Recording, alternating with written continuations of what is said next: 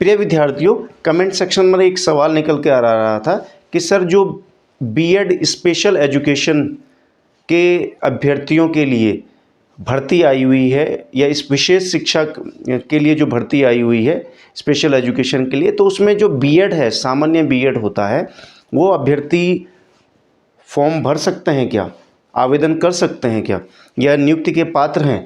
तो अभ्यर्थियों, सबसे इम्पोर्टेंट बात यह कि एक जो हम लोग सामान्य बीएड करते हैं ये समझेंगे।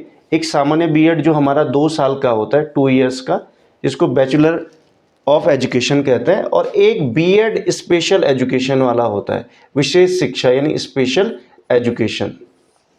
ये भी कहीं पे 2 साल का होता है, तो कुछ जगह ये 2.5 साल का भी है। इस पर बात करेंगे।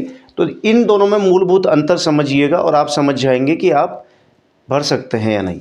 तो देखिए, जो बीएड स्पेशल एजुकेशन है, ये करवाया जाता है जो बच्चे विशेष प्रकृति के हों, यानी जो बच्चे सुनने में अक्षम हों, देखने में अक्षम हों, या बोलने में अक्षम हों, या मानसिक रूप से उनमें कोई विकार हो, या उनके मानसिक इलनेस हो, कोई प्रॉब्लम हो, ऑटिज्म हो, या वो फिजिकली हैंडीकैप हो, तो उन बच्चों को पढ़ाने के लिए जो शिक्षक तैयार किए जाते हैं उनको ट्रेनिंग करवाई जाती है बीएड स्पेशल एजुकेशन की। सबसे पहले ये समझने की ज़रूरत है, जो बच्चे मेंटली और फिजिकली या सोशली भी कह सकते हैं, जो स्पेशल होते हैं इस मामले में, उन बच्चों के लिए ये ट्रेनिंग करवाई जाती है, उन बच्चों को पढ़ाने के लिए ये ट्रेनिंग करवाई जाती है।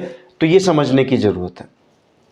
अब सवाल है कि क्या बीएड स्पेशल एजुकेशन अगर जहाँ पर मांगा गया है, तो वहाँ पर क्या बीएड जो सामान्य बीएड नॉर्मली जो होता है, जो हम करते हैं ग्रेजुएशन के बाद, normally BEd bachelor of education जो होता है, आर्ट्स से, साइंस से, इस प्रकार से जो होता है, क्या वो अभ्यर्थी बीएड स्पेशल एजुकेशन वाले फॉर्म को भर सकते हैं? बिल्कुल नहीं भर सकते अभ्यर्थियों।